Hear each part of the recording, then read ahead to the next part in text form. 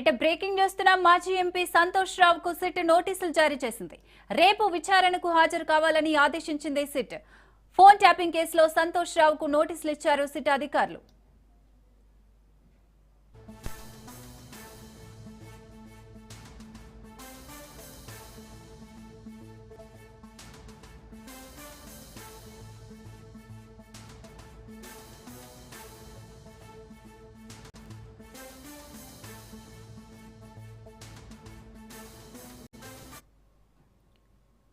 Right phone tapping కేసులో SIT అధికారులు దూకుడు పెంచారు. మాజీ ఎంపీ సంతోష్ రావుకు సిట్ అధికారులు అయితే నోటీసులు జారీ చేశారు. రేపు విచారణకు హాజరు కావాలని అయితే తెలిపారు. ఫోన్ ట్యాపింగ్ కేసులో సంతోష్ రావుకు నోటీసులు ఇచ్చారు సిట్ అధికారులు.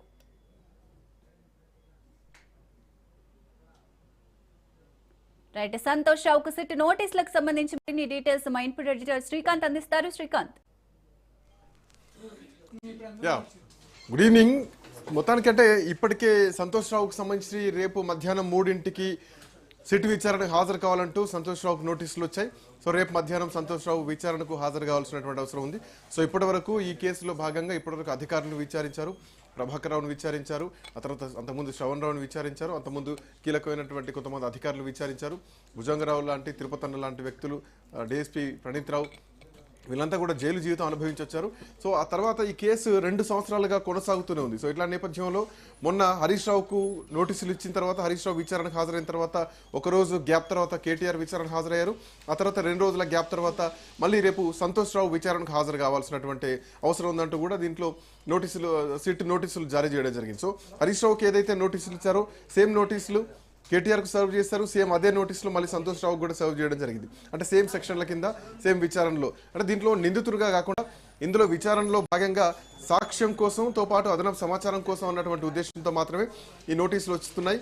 సో అంటే ఇప్పటికే ఈ నోటీసులు ఎదుర్కొన్నటువంటి కేటీఆర్ కానీ హరీష్ రావు కానీ బయటకు వచ్చిన తర్వాత ఒకటే మాట అన్నారు, ఇదంతా ట్రాష్, కేవలం బురద జల్లేటువంటి కుట్ర. ప్రభుత్వం ఇక్కడ అంటే 6 గ్యారెంటీల గురించి ప్రశ్నిస్తుంటే, అటు కుంభకోణాల గురించి మాట్లాడుతుంటే, సింగరేణి బొగ్గు గనులకు సంబంధించినటువంటి నైని కుంభకోణం గురించి, ఆ తర్వాత మిగతా ఏవైతే ఈ వాటాల పంచాయతీలు వీటి గురించి మాట్లాడుతున్నటువంటి ఉద్దేశంతో నోటీసులు ఇస్తున్నారు, ఇబ్బందులకు గురి చేస్తున్నారు మున్సిపల్ ఎన్నికల వేళ అని చెప్పేసి ప్రతిపక్షం మాట్లాడుతుంది. దాని మీద ప్రెస్ మీట్లు పెట్టి మరీ మాట్లాడుతున్నారు. సో ఆ తర్వాత ఇదే కేసులో భాగంగా గతంలో కేటీఆర్ ముందే అంచనా వేసి చెప్పడం జరిగింది, ఎస్ ఇప్పుడు హరీష్ రావు గారికి వచ్చి రేపు నాకు ఇస్తారు, కేసీఆర్ కూడా ఇస్తారని చెప్పేసి. అయితే ఈ మధ్యకాలంలో ఫోన్ ట్యాపింగ్ సంబంధించినటువంటి విషయంలో కవిత చాలా కీలకమైనటువంటి ఆరోపణలు చేయడం జరిగింది. హరీష్ రావు, సంతోష్ రావు ఇద్దరే తనను కుట్ర పన్నారు, సో ఫోన్ ట్యాపింగ్లో వాళ్ళది కూడా భాగస్వామ్యం ఉందన్నటువంటి ఆరోపణలు కూడా కవిత చేయడం జరిగింది. సో ఇప్పుడు సంతోష్ రావుని విచారణకు పిలిచారు. సో సంతోష్ రావు దగ్గర నుంచి అంటే విషయాలు తీసుకుంటారు, ఎట్లాంటి ఇన్ఫర్మేషన్ తీసుకుంటారన్నది కూడా చూడాలి. ఒకవైపు సిట్ విచారణ జరుగుతుండగానే ఇంకా మిగతా అధికారులను కూడా పెట్టి విచారణ చేస్తున్నారన్నటువంటి లీకులు కూడా బయట తిరుగుతున్నాయి, మీడియాలో చక్కర్లు కొడుతున్నాయి. సో వాటికి కూడా సజ్జనార్ చెక్ పెట్టారు. కేవలం కేటీఆర్ను ఒక్కరినే విచారించడం జరిగింది, వేరే ఎవరిని కూడా ఇన్వాల్వ్ చేసి దీంట్లో విచారించలే అని చెప్పేసి సజ్జనార్ కూడా క్లారిటీ ఇవ్వడం జరిగింది. ఇక తర్వాత ఈ కేసులో ఇంకెంతమందిని విచారిస్తారు? పొద్దున కవిత చేసినటువంటి ఆరోపణల నేపథ్యంలో కవితకు కూడా నోటీసులు ఇచ్చి తనను కూడా రమ్మంటారా, విచారణకు పిలుస్తారా, సో తన దగ్గర నుంచి ఏమైనా వివరాలు సేకరించుకుంటారా అన్నది కూడా చూడాలి. ఆ తర్వాత ఇక ఫైనల్గా కేసీఆర్ కూడా ఈ కేసు విషయంలో నోటీసులు ఇచ్చేటువంటి అవకాశాలు కూడా ఈ పూర్తి ఎపిసోడ్ చూస్తే మాత్రం కనిపిస్తోంది.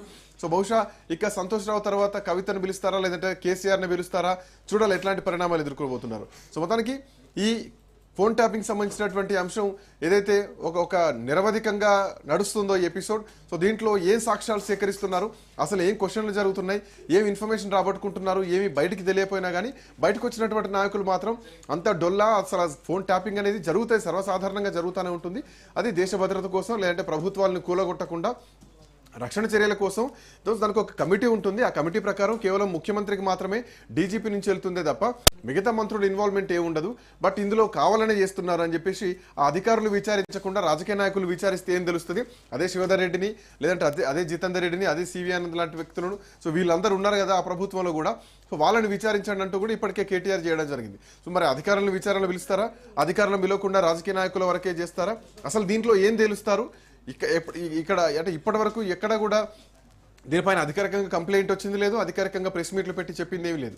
బట్ ఫోన్ ట్యాపింగ్ ఏదో జరిగింది అన్నది మాత్రమే మొదటి నుంచి నడుస్తోంది. సో ఈ ట్యాపింగ్ వ్యవహారం ఇక క్లైమాక్స్కి వచ్చినట్టేనా లేదంటే దీని తర్వాత పరిణామాలు ఎట్లా ఉండబోతున్నాయి అన్నది కూడా చూడాల్సినటువంటి అవసరం ఉంది. సో ప్రస్తుతానికి రేపైతే సంతోష్ రావు ఈ ఫోన్ ట్యాపింగ్ సంబంధించినటువంటి విషయంలో ఆయన విచారణకు హాజరు కాబోతున్నారు. రేపు మధ్యాహ్నం 3 గంటలకు విచారణకు రావాలంటూ ఇప్పటికే సిట్ నోటీసులు జారీ చేసింది. సో ఈ నోటీసులకు సంబంధించి ఇంకా సంతోష్ రావు కానీ బీఆర్ఎస్ పార్టీ నుంచి కానీ ఎక్కడ అధికారికంగా ప్రకటన రాలేదు. అఫ్కోర్స్ కేటీఆర్ విషయంలో మనం చూసాం, విచారణలు ఎదుర్కొంటాం, చట్టబద్ధంగా న్యాయస్థానాల మీద నమ్మకం ఉందని చెప్పేసి. ఎందుకంటే గతంలో హరీష్ రావు విషయంలో కూడా చక్రధర్ గౌడ్ వేసినటువంటి ఫోన్ ట్యాపింగ్ కేసు ఏదైతే ఉందో పంజాగుట్ట పోలీస్ స్టేషన్లో ఫైల్ చేసినటువంటి కేసు అది హైకోర్టులో విగిపోయింది. ఆ తర్వాత సుప్రీంకోర్టుకి వెళ్తే సుప్రీంకోర్టులో కూడా అది అంటే తేలలేదు. సో అక్కడ కూడా కొట్టేయడం జరిగింది. అయితే దీన్ని సజ్జనార్ ఒకటే చెప్తున్నారు, ఈ ఇన్వెస్టిగేషన్ ఆపమని ఎక్కడ చెప్పలేదు. ఆ కేసులో విచారణ జరపకుండా ఉండాలన్నటువంటిది ఏమీ లేదు. ఇన్వెస్టిగేషన్ జరపొచ్చు, సుప్రీంకోర్టు ఇచ్చినంత మాత్రాన దాంట్లో ఇన్వెస్టిగేషన్ జరపొద్దు అనేది ఏం లేదు కదా. సో ఆ నేపథ్యంలో ఇన్వెస్టిగేషన్ చేస్తున్నాం అని చెప్పేసి ఇటు సిట్ ఎవరైతే సజ్జనార్ ఉన్నారో సిట్ అధికారి సజ్జనార్ చెప్తున్నటువంటి కామెంట్. బట్ ఏదైనా రేపు సంతోష్ రావు విచారణకు హాజరు అవుతారా లేదంటే అవుతారు. ఎందుకంటే ఇప్పటివరకు సంతోష్ రావు చాలా కాలం నుంచి ఆయన బయటకు రాలేదు. సో రేపు బయటకు వస్తే కనుక సంతోష్ రావు విచారణ నుంచి బయటకు వచ్చిన తర్వాత ఎట్లాంటి పరిణామాలు ఉండబోతున్నాయి అన్నది కూడా చూడాల్సినటువంటి అవసరం ఉంది. సో మొత్తానికి రేపు సంతోష్ రావు విచారణకు హాజరు కావాలంటూ సిట్ నోటీసులు అయితే జారీ చేసింది Mounika. Right, thank you Srikanth.